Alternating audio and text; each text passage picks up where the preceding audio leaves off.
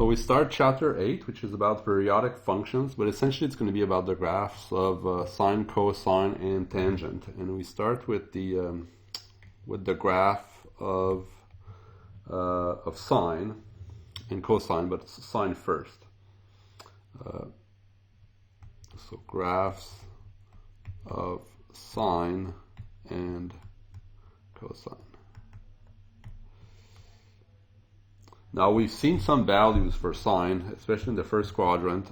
So if theta is in radians, values of sine for the angles 0, pi over 6, pi over 4, pi over 3, and pi over 3, which are the special angles. The sine value is, so if you'll recall, the sine of an angle is the y-coordinate of that point. So if this is the unit circle, of course, this is sine cosine, so it has a radius of 1. So sine is the y-coordinate. So when we start at 0, we're here, so the value is 1, 0. So we start at 0 here. As we increase, so we're rotating this way, so as we increase the theta to pi over 6, the value is root 3 over 2.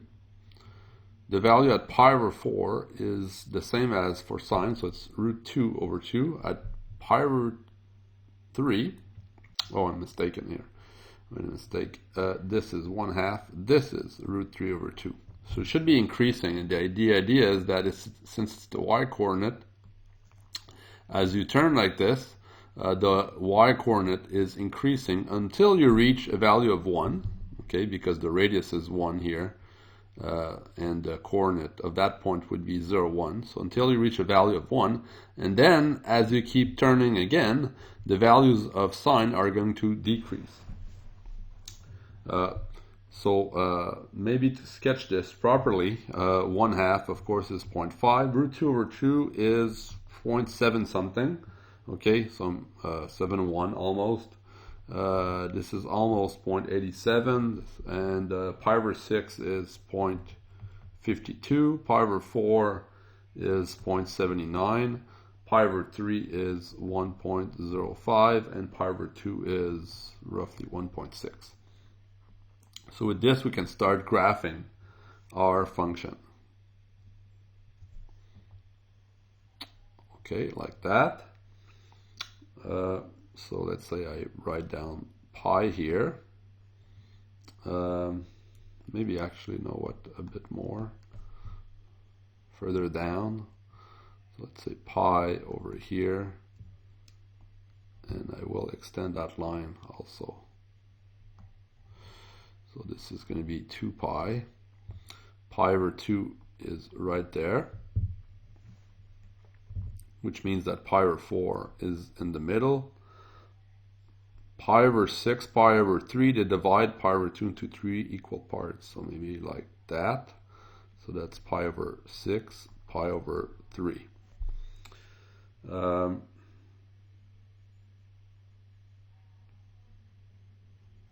This is roughly 1 here and here, minus 1.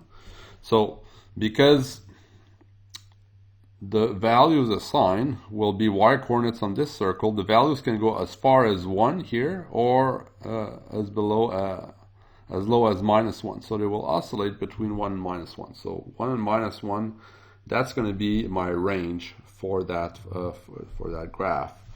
So we start at 0. At pi over 2, we're going to be at 1. Okay, and let's see. So at pi over 6, we're which is at pi over 6, we're at sine is 1/2, so we're here. Pi over 4, we're at 0.79, so 79 maybe here. Pi over 3, we're at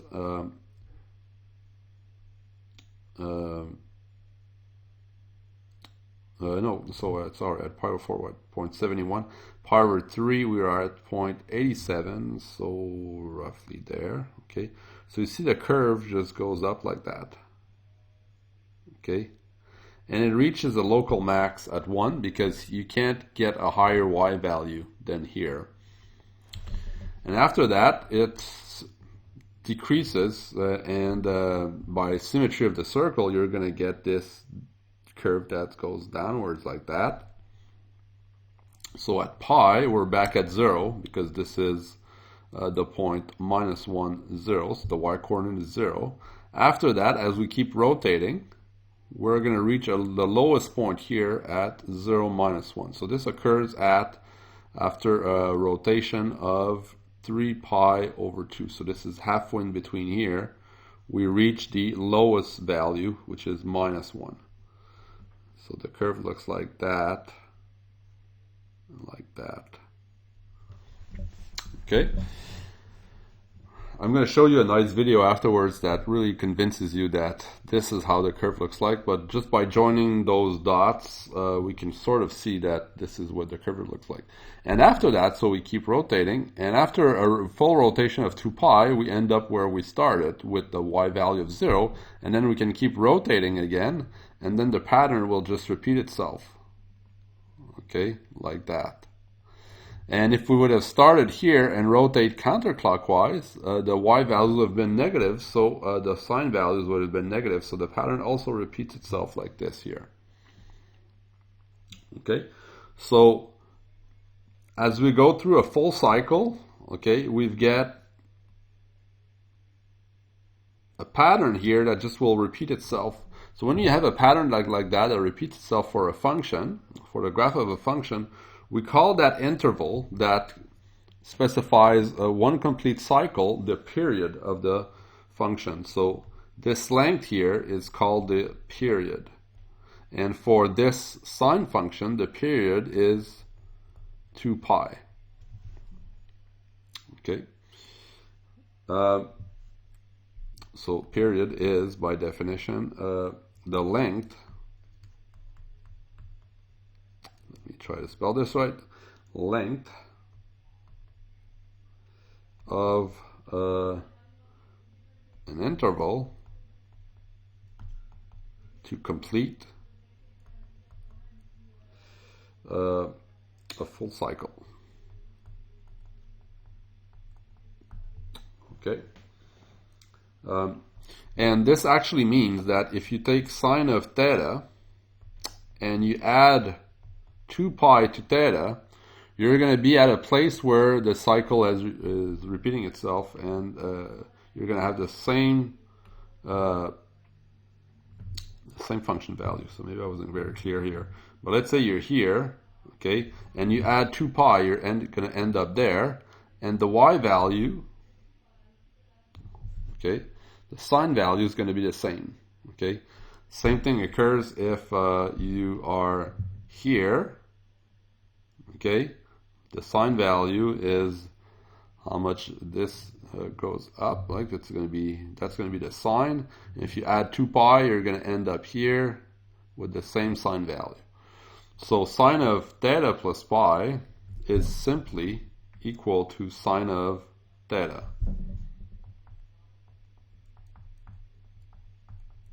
where this guy here is the period. Okay?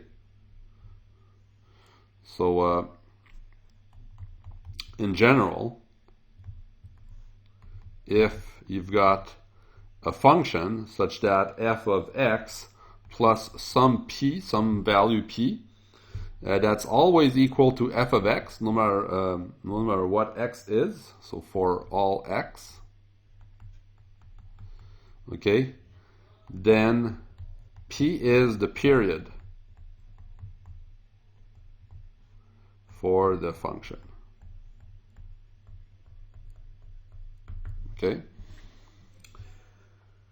Okay, so maybe let's add some other properties of, so this is y equals sine of, sometimes we write sine of x or sine of theta, depends what variable you use.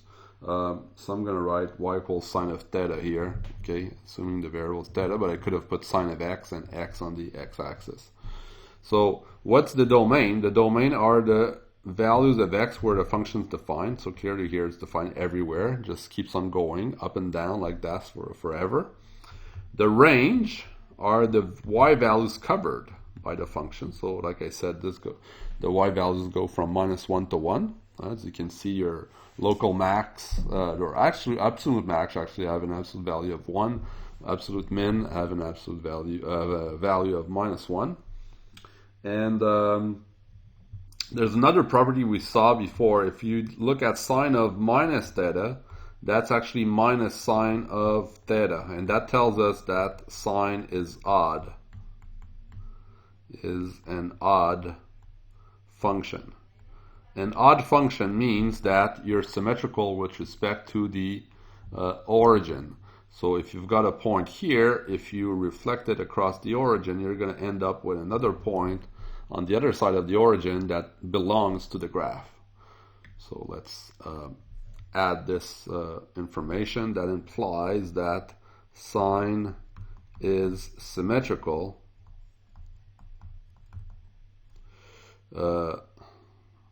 about the origin. Okay. All right. Now, what about cos? Now, cos, let's see. So cosine. And maybe you can add to your notes. We started with sine here. Now, what about cosine? Like, I couldn't repeat the work done here, but I want to show you that it can be done through some other method.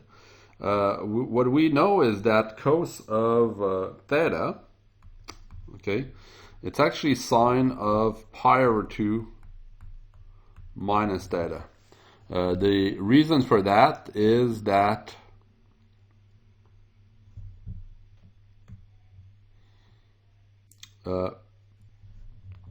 if you've got some angle here, theta,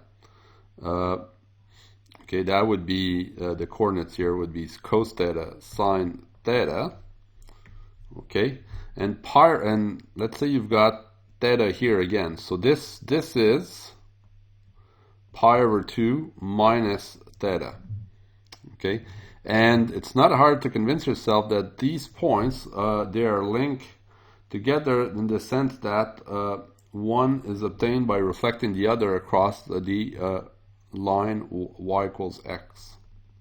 So if this is y equals x, you can obtain the other point by just reflecting it, which means that the coordinates here are just the opposites. Well, not the opposite, but you can just flip them around, maybe. So this is sine theta, cos theta. But at the same time, since the angle is pi over 2 minus theta, this is also sine of pi over 2 minus theta, cos of pi over 2 minus theta. And as you can see, no, sorry, I made a mistake here. This not sine cos, this is cos, yes, this is sine cos. Yeah, okay, I didn't make a mistake. Okay, so sine cos, so, oh, I see where I made my mistake. My mistake is actually here. This is not sine, this is cos again. Cos pi over 2 minus theta, sine pi over 2 minus theta, just like here, cos sine. And here we flip the coordinates because it's also, it's what we get by reflecting this point across the line y equals x. So what we can actually see is that the sine, the cosine is equal to the sine of pi over 2 minus theta. Those are the same. Okay, so having said this is, I can write it this way. I can write it as minus theta plus pi over 2. I can factor the negative sign like that, and all of a sudden this is some angle, let's say phi, right? So we've got sine here of minus phi, but we know that this is minus sine of phi because sine's an odd function. So I can take the sign outside, the minus sign outside here, like that. So this is minus sine of theta minus pi over 2. So in other words, with that, what I can do is perform a transformation of a graph of sine to get a graph of cosine. So what transformation? This guy here shifts horizontally by pi over 2 to the right because of the theta minus pi over 2. And this is a reflection across the x-axis. So I can just do that with the graph of sine. So I started with sine. Okay, sine looks like that. Okay, all right. And then maybe what's important though is that this is pi over 2, and this guy here, this is minus pi over 2 by symmetry. So this is y equals sine of theta. Then what I can do is reflect it across the x-axis. So if I do this, I'm going to hit the y value with a negative sign.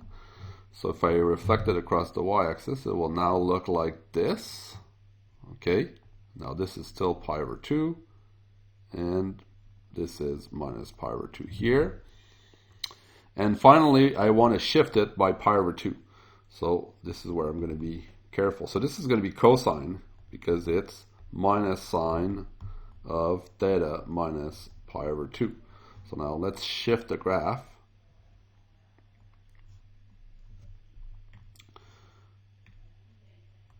So if I shift it, you see it's going to go this is where, so this for example, this vertex here is going to end up right there after shifting it. So cosine starts with at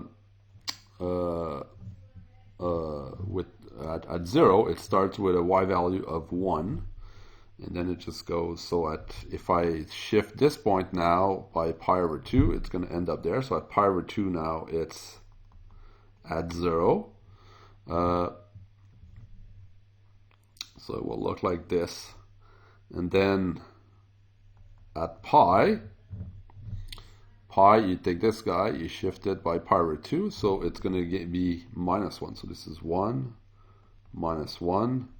So it goes like that, right? Like that. And then you've got 3 pi over 2, and eventually 2 pi, and it just repeats itself like this. So this is one period.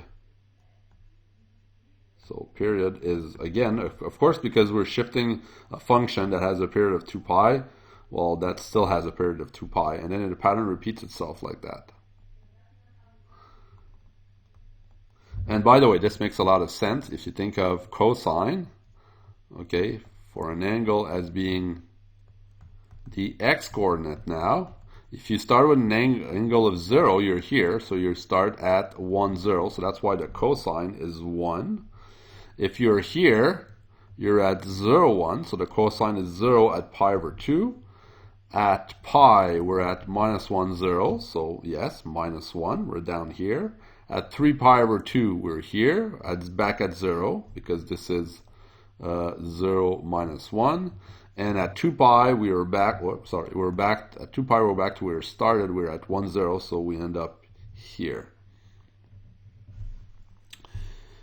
So that's the graph of cosine. What are the domain? Well, still all real numbers. What's the range? Again, from minus 1 to 1. And cos of theta is actually, of minus theta, is cos of theta. That's due to the fact that if you've got theta minus theta, clearly the x-coordinates are the same here. So that's the reason why. So cos of theta, and that makes cosine is an even function. So that means its graph is symmetrical with respect to the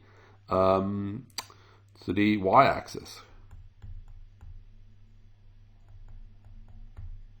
About the y-axis. And you can see that on the graph. So if you're here, you've got a point that's just on the other side, okay? by symmetry. So you see all this symmetry going on. So in the next video, there's going to be a little animation that shows you how you can actually obtain by the graph of sinus cosine by rotating a point around a circle.